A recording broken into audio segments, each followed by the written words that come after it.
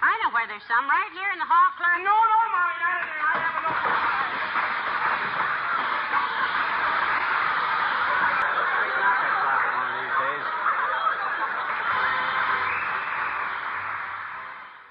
Well, we're back. After many months away, a very smoky summer in the Pacific Northwest for all of our forest fires, and a lot of other projects that had nothing to do with radios. So fall has set in. We have a beautiful, clear, cold day outside, starting to be winterish around here.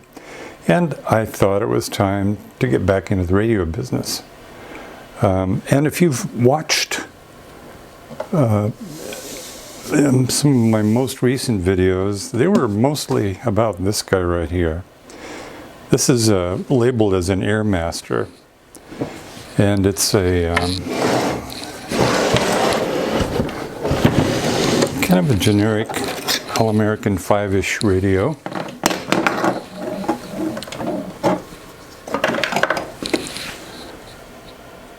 Made by the R.P.C. Radio Products Corporation, which was purchased by, who was it? It ultimately ended up becoming Admiral, the Admiral Television and Radio business. R.P.C. was a kind of a make-for-hire manufacturer of radios. They made all kinds of privately branded radios. I got this one for a few bucks, and I loved the way the front looked. And if you go back and watch the videos, the guts of this thing were really pretty badly damaged. In fact, the antenna and oscillator coil were completely destroyed, and I don't have the correct one for it yet. But, you know, I got it working again. I added a Bluetooth accessory for it, so I could use it as my shop radio and play whatever I wanted to play, not just AM, because in the Portland metro area, our AM options are dismal. All we get is talk radio, and it's too ridiculous for me.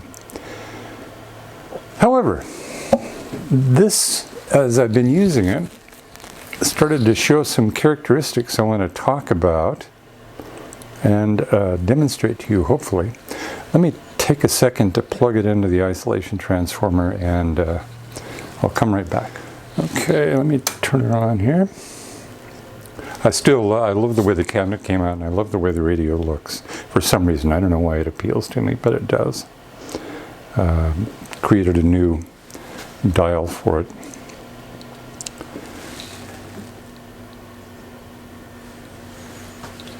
It's relatively quiet. It has a tiny little hum, which I haven't bothered to work on. Maybe put the mic over there and you can hear it. So there's not much. It's pretty quiet. However, one of the things it does is just sitting there playing is it crackles. And I bet I can't get it to do it right now.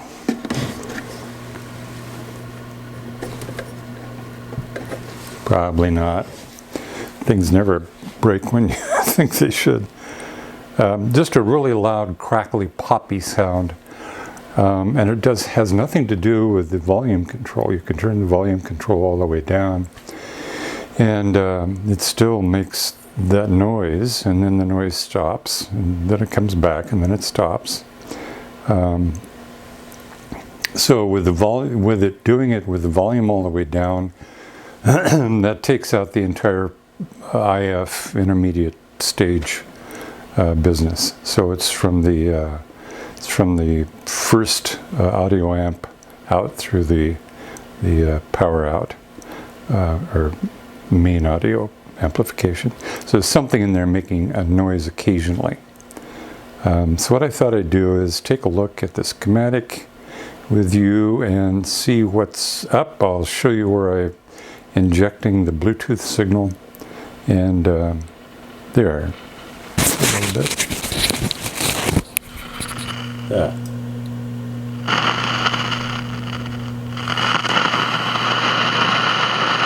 And the volume is already down. So adjusting volume makes no difference.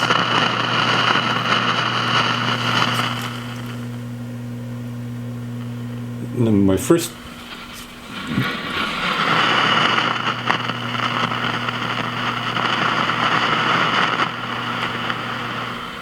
anyway, and it doesn't do it immediately upon power up, but after it warms up a bit. So the first thing, which I've never experienced directly, was that popped into my head based on no information whatsoever, was silver mica disease. But I don't think that's the case here. The silver mica disease usually occurs earlier in the string, I think. Usually in the silver mica caps that are in the IF transformers. So that ain't it. The second thing is something going on with the output tube itself, which I can check for. So let's take a look at the schematic, and then we'll come back and hook the oscilloscope up and see what we can see in terms of this noise. All right, let's go look at the schematic. All right, here's the schematic for the radio. It's a Continental Radio Model 6G. As I said, it was made by the Radio Products Corporation for Continental, who became Admiral. This is a generic, fairly generic radio. It does have an oscillator tube, interestingly enough. The 76 tube down here is the one that creates the IF frequency. These coils are the ones that were destroyed. I have a generic antenna and oscillator coil in there right now, which really isn't close to working correctly. But as I said, I wanted to use this as a shop radio, and I didn't care about AM anyway. So all of this works except this section right here. What I did was, since I wanted to put a Bluetooth source in here, receiver, I inject the Bluetooth signal right here at the bottom end of the volume. This is the volume pot, the bottom end of the volume control. And then it makes its way through these two devices out through the output here. So where noise could be happening is here, although I don't believe it. I mean, that kind of staticky noise just doesn't come from solid state devices very often. So I don't believe it's here, but it could be anywhere in this.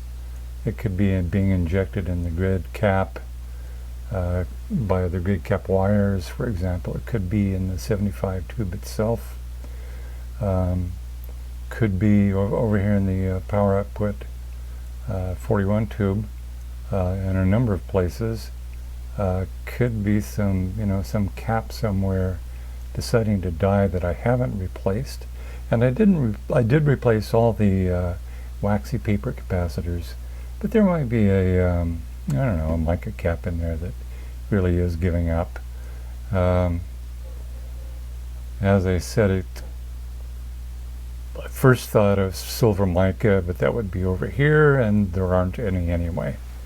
And the noise is very clearly coming in after the volume control, because it doesn't matter where the volume control is set, which also eliminates the Bluetooth receiver as a noise source as well.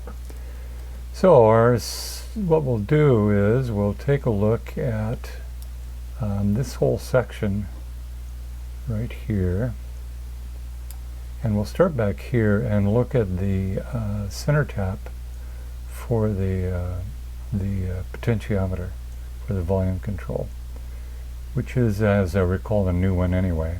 So that's probably not the source. But we'll see. We'll poke around in here. We'll go step by step and step through these. Check the grid, check the input, check the output, plate output, see what the things are doing through the 75, through the 41, and somewhere along here, as long as the noise is happening, we should be able to find it with the oscilloscope. So that's what's next. All right, I've got the oscilloscope hooked up to the grid input of the 75 tube, which is right here, right there. And of course the radio only makes noise when it wants to make noise, but let me talk a bit about the scope setup first. I've got it on DC. Normally, well, I don't know if there's a normal. DC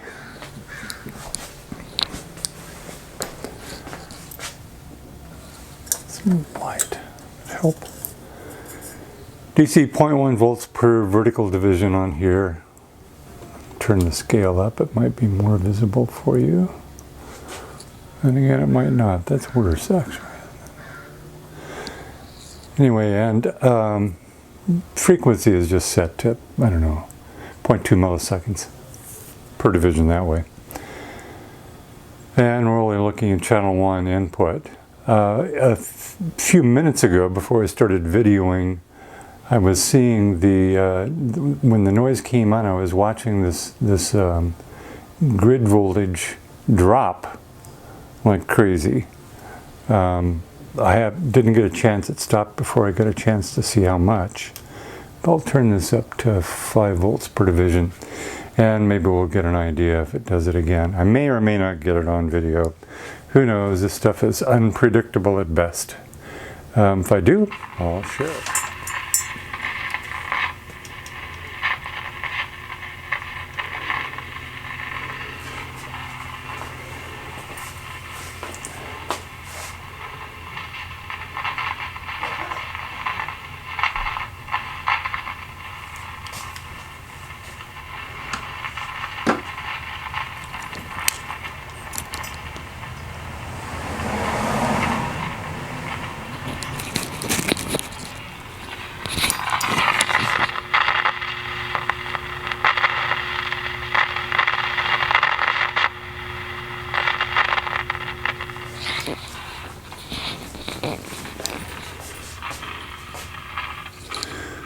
So this is on the grid input of the 75 tube, as I said, and when it makes noise, and this scope is set to DC, so this is a directly, when it happens, stopped again.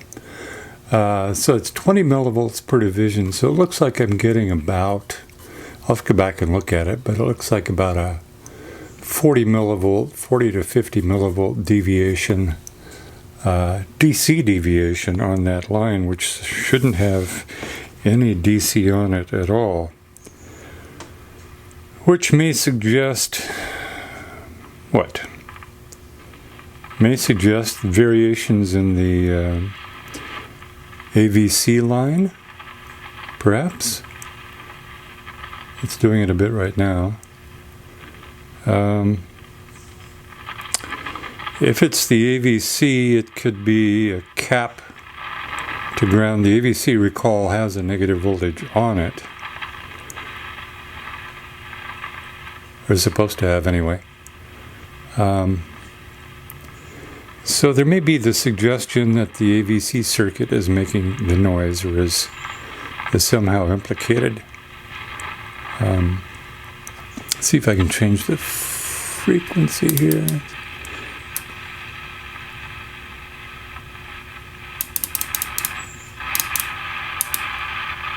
Yeah,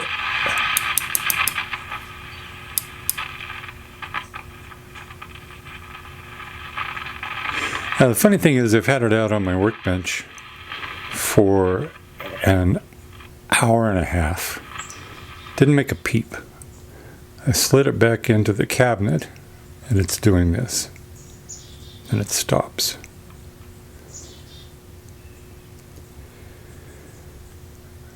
So I am unsure. I think the first thing to do will be to take the tubes out, the 75 and the 41 output tubes out, and make sure the pins are clean. I'll also put them on a tube tester again just to make sure they're, and leave them there for a while and make sure that they're behaving themselves in the tube tester. And I think if that all makes no difference, I'll start looking at the AVC line. See what's going on there. It's very odd. Yeah. So it stopped making noise again. It comes and it goes. I don't know if I don't remember if I mentioned it, but the one other thing it could be is a cold solder joint. So one of the things I might have to do is go in there and touch up every solder joint in the output circuit, of which there are 50 or so. See if that makes any difference too. So I don't know. We'll keep looking. Okay, I tested the 41 tube, and it was pretty good. It was up in here somewhere.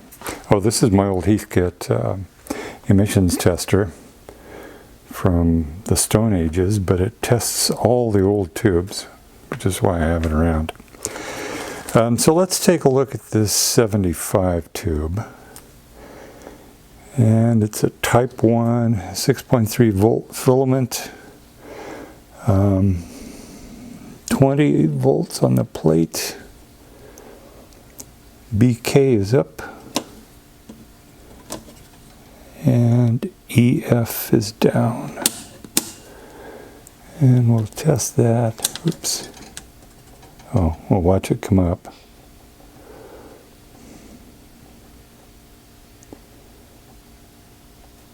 But it doesn't come up very darn far.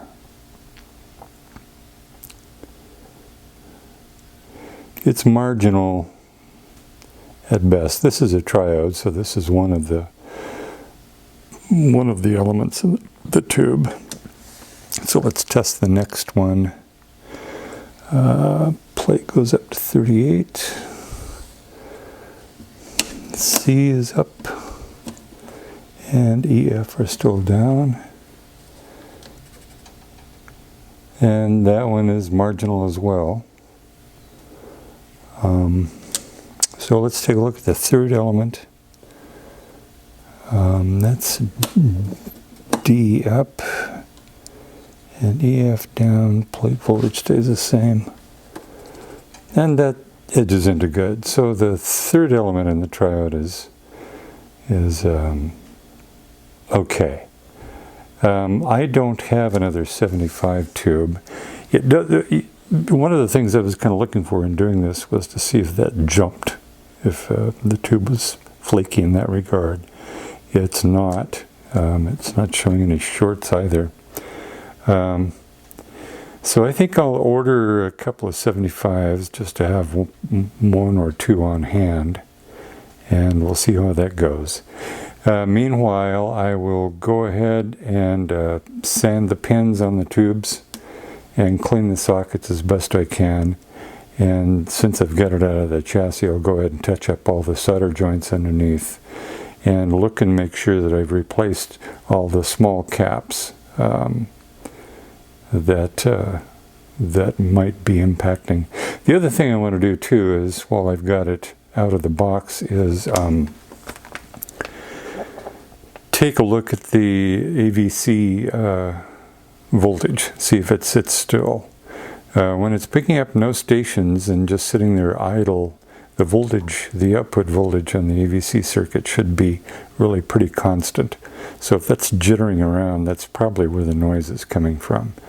And again, as I said before, some of that could be from one of the low value capacitors shorting occasionally, temperature problems with it.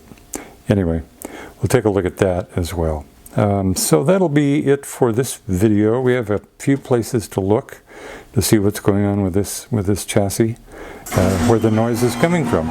See you next time.